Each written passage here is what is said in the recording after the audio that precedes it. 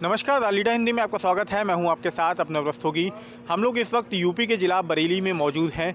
इस वक्त मैं जहां खड़ा हूं, आप मेरे पीछे जो ये निर्माणाधीन बिल्डिंग देख रहे हैं, ये यूपी के तीसरे और बरेली मंडल के पहले राजकीय यूनानी मेडिकल कॉलेज की है, जिसका निर्माण अभी चल रहा है।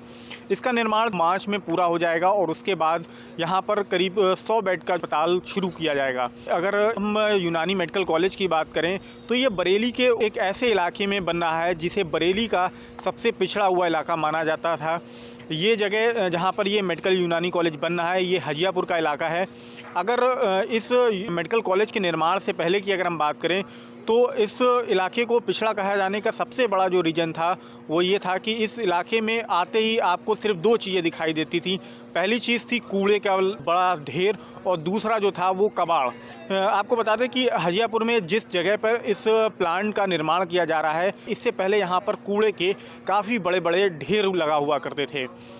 2021 में जब सरकार ने यहाँ पर यूनानी मेडिकल कॉलेज बनाने का फ़ैसला किया और इसका पूरा जो है वो खाका तैयार होने के बाद इस प्रोजेक्ट को जब शुरू करा गया तो सरकार की ओर से इस पूरे प्रोजेक्ट के लिए करीब 129 करोड़ रुपए का भारी भरकम जो बजट था वो जारी किया गया।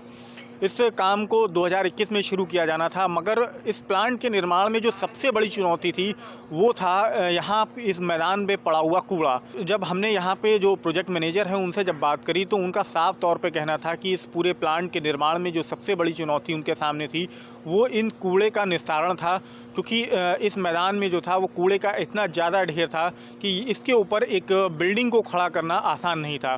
इसके लिए सबसे पहले यहाँ पर से जो कूड़ा के जो ढेर लगे थे उनके निस्तारण का कार्य शुरू करा गया। इसके लिए यहीं पर पीछे एक कूड़े की रिसाइकलिंग के लिए एक प्लांट की व्यवस्था करी गई, जिसमें जो यहाँ पर बराबर जो है वो पहले खुदाई करके यहाँ से जितना कूड़ा था उसे निकाला गया और उसे रिसाइकलिंग प्लांट के थ्रू कूड़े को अलग करके और मिट्टी को वापस लाया गया। फिर उस मिट्टी की भराई के बाद निर्माण कार्य शुरू किया जा सका। इसी कारण से जो था वो प्लांट जो मानक तय हुए थे, जो उसकी तय तिथि थी, उससे कहीं ना कहीं थोड़ा सा समय सीमा से पिछड़ता हुआ नज़र आया। अभी पिछले दिनों यहाँ पर जब डीएम रविंद्र कुमार ने आके इसका जायज़ा लिया तो उन्होंने इस पूरे निर्माण कार्य का जो था वो पूरा निरीक्षण करा था। इस दौरान डीएम ने यहाँ पर ईंट और कुछ अन्य सामग्री को लेकर जो उसकी गुणवत्ता थी उसको लेकर सवाल खड़े किए थे। इसके बाद डीएम ने जो था वो इस चीज़ को साफ तौर पर निर्देश भी दिए थे कि जो सामग्री है उसकी गुणवत्ता से किसी भी तरीके का कोई भी कॉम्प्रोमाइज़ नहीं किया जाएगा। अच्छी गुणवत्ता की ही ईंटों और सीमेंट का जो है इस्तेमाल किया जाएगा प्लांट के निर्माण में। जिसके बाद जो था जो निर्माण सामग्री थी उसको चेंज करा दिया गया है और अब नई ईंटें मंगाई गई हैं और उन्हीं से निर्माण कार्य को शुरू कराया गया है।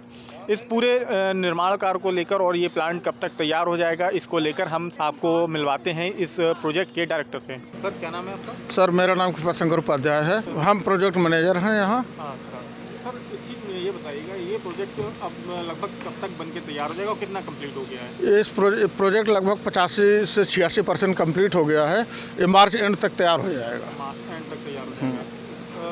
ये मतलब प्रोजेक्ट कब से शुरू हुआ था और अब जो मतलब सबसे प्रोजेक्ट बनाने में चुनौतियाँ क्या थी? प्रोजेक्ट बनाने में सबसे बड़ी पहली चुनौती तो यही थी, यहाँ 50 मीट्रिक टन कूड़े का ढेर था।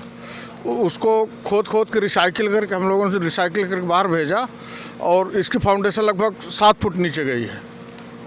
7 फुट नीचे राफ्ट से हम लोग फाउंडेशन ला खड़ी किए हैं।